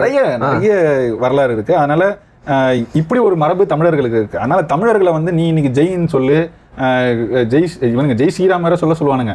இப்போ என்னன்னா கடுப்புல ராமனுக்கு விடுதலை போராட்டத்துக்கு என்னடா அங்கே தோக்கடிச்சதுனால இப்ப அதை விட்டுட்டு ஜெய் ஜெகநாத் நீ எப்பவும் மாத்திக்கிட்டே இருப்ப. ஜெய் ஸ்ரீராம் இவ்வளவு நாள் சொன்ன, இப்ப ஜெய் ஜெகநாத். எனக்கு ஒரு டவுட், இதை நீ அடுத்தது என்ன மாத்துறீங்க? எனக்கு ஒரு டவுட். அந்த ஜெகநாதர் பெர்ஃபார்ம் பண்ண, சரி ஓகே பண்ணுங்க. அதனால அடுத்து என்ன மாத்துவான்னு தெரியாது. நீ எதை மாத்துவ, எப்ப நான் எதை உச்சரிக்கணும்னு உன் வாயை பார்த்துட்டு நான் காத்திருக்க முடியாது. எனக்கு ஒரு மரபு இருக்கு. நாங்க அந்த மரபுல என்ன சொல்லணுமோ, என்ன முழக்கம் போடணுமோ போடுவோம். இன்றைக்கும் சொல்றோம், இந்தியர்களாக இங்க இருக்கிற ஒவ்வொரு தேசிய இனத்தையும் நீங்கள் உணர வைக்கவில்லை. அதுதான் இதுல நீங்க புரிந்து கொள்ள வேண்டிய ஒரு செய்தி. RSS ஓட யோகியதை என்ன தெரியுமாண்ணே? அன்னைக்கு சுபாஷ் சந்திர போஸுடைய படையணியில போய் சேர்றவங்களுக்கு எதிராக பிரச்சாரம் பண்ணிக்கிட்டு இருந்தானுங்க. வெள்ளக்கார ராணி இங்க வரும்போது அணிவகுப்பு மரியாதை செஞ்சாங்க இவனுங்க. RSS அணிவகுப்பு மரியாதை செஞ்சாங்க. பல சுதந்திர போராட்ட தியாகிகளையும் வீரர்களையும் காட்டி கொடுத்தவங்க தான் பிற்காலத்துல பாஜகவில் தலைவராக இருந்தானுங்க. கால கொடுமை. நீங்க சொல்ற மாதிரி யாருக்கிட்ட வந்து இன்னைக்கு இந்த சுதந்திர இந்தியா சிக்கிக்கிட்டு இருக்கு பாருங்க. வாஜ்பாய் இவ்வளவு பேசுறாங்க. வாஜ்பாய் வந்து ரொம்ப மதிப்பா எல்லாரும் பேசுவாங்க. மன்னிப்பு கேட்டாரா இல்லையா? மன்னிப்பு கேட்டது மட்டும் இல்லாம அவரும் காட்டி கொடுத்துருக்காரு. இது எவ்வளவு பெரிய துரோகம். இன்னைக்கு இந்த மண்ணில் வாழ்ற நல்ல கண் இருக்காரு. அவரு எவ்வளவு கொடுமைகளுக்கு ஆட்பட்டும் அதானே எனக்கு புரியல. இந்த விடுதலை போராட்டத்துக்கு எதிராக செயல்பட்டவங்க எல்லாம் இந்த நாட்டுக்கு முதலமைச்சர் ஆகிட்டாங்க, பிரதமர் ஆகிட்டாங்க, கொடியேற்றுறாங்க, செங்கோட்டையில உரையை ஆட்டுறாங்க. ஆனா இந்த விடுதலை போராட்டத்தில் பங்கெடுத்து வெள்ளைக்காரனால சித்திரவதைக்கு ஆளாகி இன்னைக்கும் தான் கொண்ட கொள்கையில இம்மி அளவும் பெசகாம நேர்மையா வாழ்ந்துகிட்டு இருக்கிற அந்த மனுஷனுக்கு ஒரு வார்டு கவுன்சிலர் பதவி கூட இந்த மக்கள் கொடுக்கல. அதனால தான் ஆரம்பத்திலே சொன்னேன், இந்த விடுதலை உணர்வு அப்படிங்கிறது இத்து போச்சு, அறுத்து போச்சு நம்ம மக்களுக்கு. அதுதான் வஉசியை பட்டினி போட்டதுக்கு தான் இன்னைக்கு வரைக்கும் நம்ம அனுபவிச்சுட்டு இருக்கோம். அவ்வளவுதான். ரொம்ப எளிமையா புரிதல். நான் என் வரலாற்று புரிதலை சொல்லணும்னா அந்த ஆளை பட்டினி போட்ட இன்னைக்கு வரைக்கும் உன் நாடு இப்படி சீரழிஞ்சு கிடக்கு. அப்படிதான் பார்க்கணும். நாங்க ஏன் கஷ்டப்படுறோம்? எங்களுக்கு 1000 ரூபாய் தராங்கல்ல, நான் சாப்பிட்டுக்கோம். அதான். அதனால ஐயோ அத சொன்னா வேற வந்து கடிக்க வந்துருவானுங்க இவனுங்க. இதுல எதுவுமே பங்களிப்பு செய்யாத எதிராக நின்னவங்க இன்னைக்கு இந்த இந்திய தேசிய விடுதலைக்கு நாங்க தான் போராடணுங்கிற மாதிரி கொடியேற்றுறது இருக்குல்ல. இதுல என்ன பெரிய கூத்துனா, இந்த நாள் வந்தாலே இன்னைக்கு முதல்வர்கள் கொடியேற்றுகிறார்கள் என்றால் அதற்கு காரணம் ஐயா கலைஞர் தான், அவர் தான் இந்த உரிமையை வாங்கி கொடுத்தார். நான் என்ன திரும்ப திரும்ப நம்ம சொல்றது, கொடியேற்ற உரிமையை வாங்கி கொடுத்திய கொடி ஏற்ற நிலை ஏன் வந்துச்சு? விடுதலை பெற்றதுனால வந்துச்சு. அந்த விடுதலை பெறும்போது உங்க ஐயா கருணாநிதி இருந்தாரா இல்லையா? இருந்தாரு. அப்ப அரசியல்ல இருந்தாரா இல்லையா? இருந்தாரு. யார் கூட இருந்தாரு? பெரியாரோட இருந்தாரு. பெரியாரோட ஈரோட்லயே இருந்து வேலை பார்த்தாரு. அவர் விடுதலை இதழில் அங்க இருந்து பணியாளரா வேலை செஞ்சவர். அவரு அப்ப செஞ்சார்ல. 42ல இருந்தே அவருக்கு பெரியாரோட தொடர்பு உண்டுன்னு நினைக்கிறேன். இப்படி இருந்து அதுக்கு பிறகுதான் அண்ணாவையே சந்திக்கிறாரு அவரு. அந்த அப்படி இருந்த திராவிடர் கழக கொடி இருக்குல்ல, கருப்பு சிவப்பு வட்டம், அந்த சிவப்பு வட்டத்துல கருணாநிதி தான் வந்து கையை கிழிச்சு ரத்தத்தை வச்சது இவருதான். இப்படி இருந்த கருணாநிதி அன்றைக்கு நடந்து கொண்டிருந்த இந்திய விடுதலை போராட்டத்திற்கு செய்தது என்ன? அவர் பெரிய எழுத்தாளர். அப்பவே முரசொலி 42ல இருந்து முரசொலி வச்சிருக்கிறாரு. எழுதுனது என்ன சொல்லுங்க? 42ல இருந்து 47 வரைக்கும் இந்திய விடுதலைக்காக என்னவெல்லாம் எழுதினார்? ஒரு முறை சொல்லுங்க. ஒண்ணும் கிடையாது. சொல்லுங்க. நானும் கேட்கறேன், சொல்லுங்க. நம்ம ஓரளவுக்கு தேடி பார்த்தோம். எனக்கு என்ன கிடைக்கிற வரைக்கும் படிச்சிருக்கோம். எனக்கு என்னன்னா, கொடியேற்ற உரிமையை நாங்க தான் வாங்கி கொடுத்தோம் சொல்றாங்கல்ல. அதை வாங்கி கொடுக்கறதுக்கு நீ ஆட்சிக்கு வந்த, நீ எதை சொல்லி கட்சி ஆரம்பிச்ச? தனிநாடு, திராவிட நாடு அடையிறதுக்காக தான் நீ பெரியார்கிட்ட இருந்து தனியா வந்து கட்சி ஆரம்பிச்ச. முதல் கட்சி பிரிஞ்சு வந்ததுக்கு அப்புறம் வந்த தேர்தலில் போட்டி போடல. ஆனா இவங்க வந்து சில கட்சிகளை ஆதரிச்சாங்க. அவங்க கிட்ட இவங்க வச்ச ஒரே கோரிக்கை என்ன அப்படின்னா, நாங்க உங்களை ஆதரிக்கிறோம், ஆனா நீங்க எங்களுடைய திராவிட நாடு விடுதலை கோரிக்கையை ஏத்துக்கணும், அதுக்காக சட்டமன்றத்தில் பேசணும் அப்படின்ற நிபந்தனையை வச்சாங்க. அதுக்கப்புறம் 62ல நேரு வந்து பிரிவினை தடை சட்டத்தை கொண்டு வந்த உடனே நாங்க வந்து அந்த கோரிக்கையை கைவிட்டோம். இவங்க வந்து போட்டியிட ஆரம்பிச்சிட்டாங்க. அப்புறம் தான் ஆமா இல்ல அந்த கோரிக்கை தனிநாடு கோரிக்கையை கைவிட்டதுனாலதான் அந்த சிக்கலே. தேர்தலில் போட்டியிடாத கட்சினா இவங்களுக்கு அந்த சிக்கலே கிடையாது. இவங்க என்ன வேணா ஆமா அது தடை செய்யப்படுறதுக்கான பெரிய இப்பவும் மணியரசன் ஐயா என்ன வேணா பேசுறாரு. அதுல எந்த சிக்கல் வராது. அதை தான் புரிஞ்சுக்க வேண்டியிருக்கு. அதான் தேர்தலில் போட்டியிடுற எந்த ஒரு இயக்கமும் இந்த பிரிவினை கோரிக்கையை பேசக்கூடாது அப்படின்னு அந்த சட்டம் கொண்டு வந்த உடனே திராவிட நாடு கோரிக்கையை அப்படியே நைஸா கழட்டி விட்டாச்சு. அதற்கான காரணங்கள் மட்டும் அப்படியே இருக்கிறது. சரி, அப்படியே இருக்குது இல்ல, ஏன் இது வரைக்கும் அதை நடைமுறைப்படுத்தவே மாட்டேங்கிறீங்க? அதுக்கப்புறம் எவ்வளவோ கொடுமைகள் நடந்துருச்சு. இது வரைக்கும் ஏன் அந்த காரணங்களை வந்து மறுபடியும் தோண்டி எடுத்து திராவிட நாடு விடுதலையை பத்தி பேசல? இன்னைக்கும் இந்த அற்ப பதவிக்காக எதுக்காக தேர்தலில் நிக்கிறீங்க? அப்படிதானே எங்களை சொல்றீங்க? எதுக்காக நிக்கிறீங்க? இது ஒரு பக்கம் இருந்தாலும் நம்ம இந்த தலைப்பு ஒட்டி என்னன்னா, இவங்க எதுவுமே செய்யாம இன்னைக்கு வரைக்கும் இதெல்லாம் நாங்க செஞ்சோம். கொடியேற்ற உரிமையை இந்தியா முழுக்க முதல்வர்கள் செய்யறாங்கன்னா அதுக்கு தொடக்கம் புள்ளி வச்சதே வந்து கருணாநிதி தான். ஐயா கருணாநிதி கொடியேற்ற உரிமையை வாங்கிக்கிட்டாரு. சரி, கொடியேற்ற உரிமை உனக்கு கிடைச்சதுக்கு நீ காரணம் இல்ல. இங்க பல பேர், பல தமிழர்கள் அதுக்கு அவங்கள நீங்க எந்த அளவுக்கு போட்டுறீங்க, இந்த நாள்ல கூட அவங்களை எந்த அளவுக்கு நினைவு கூறுறீங்க. அவங்க எவ்வளவோ இழந்ததுனால அவங்க சந்ததியினர் இன்றைக்கும் ரொம்ப அல்லல் பட்டு இருக்காங்க. அவங்களுக்கு என்ன செய்தீங்க? இதுதான் நீங்க இன்னைக்கு சிந்திக்க வேண்டியது. இதே போலதான் டெல்லியிலையும் சற்றும் இந்த போராட்டத்துக்கு தொடர்பில்லாத ஒரு கும்பல் அங்க உட்கார்ந்து முழுக்க இன்னைக்கு அதிகார மையங்கள்லயா இருக்கட்டும், எல்லா அரசு நிறுவனங்கள்லயா இருக்கட்டும், எல்லா தலைமை பதவிகள்லையும் உட்காந்துக்கிட்டு, அதாவது நியமனத்திலேயே வளர்ந்தவனுங்க இவனுங்க. அரசியல்ல வெல்றதுங்கிறது ஒரு பக்கம் வச்சுக்கிட்டாலும் நியமனத்திலேயே வென்றவனுங்க. அதுதான் இன்னைக்கும் பாத்தீங்கன்னா நியமன பதவியில வந்து உட்கார்ந்தவங்க தான் முதன்மையான அமைச்சர்களா இருக்காங்க. இந்த வரலாறுலாம் எல்லாருக்கும் தெரியும். திராவிட இயக்கத்தவர்கள் நிறைய பேசுவாங்க. ஆனா உங்களுக்கும் அவங்களுக்கும் வரலாறு கிட்டத்தட்ட ஆகஸ்ட் 15 வந்தா ஒண்ணுதான். சுருக்கமா சொல்லணும் அப்படின்னா, இதுக்கப்புறம் வந்து சவார்கர் வந்து வெள்ளக்காரன் ஷூ நக்கினாரு, RSS வந்து வெள்ளக்காரன் கால் பிடிச்ச இயக்கம், வெள்ளக்காரனுக்கு மன்னிப்பு கடிதம் எழுதுனாங்க அப்படின்னாலாம் நீங்க பேசக்கூடாது. ஏன்னா நீங்களும் அதே வேலையை பார்த்தவங்க தான். நாங்க பேசலாம் வரோம். நீங்க 2 பேரும் இதை தான் செஞ்சீங்க. மீண்டும் மீண்டும் நம்ம சொல்றது, மக்களுக்கு புரிய வைக்க முயற்சி செய்யறது, ஆரியமும் திராவிடமும் ஒண்ணு. ஆகஸ்ட் 15 விடுதலை போராட்டம்னு வந்தாலும் ஆரியமும் திராவிடமும் ஒண்ணு.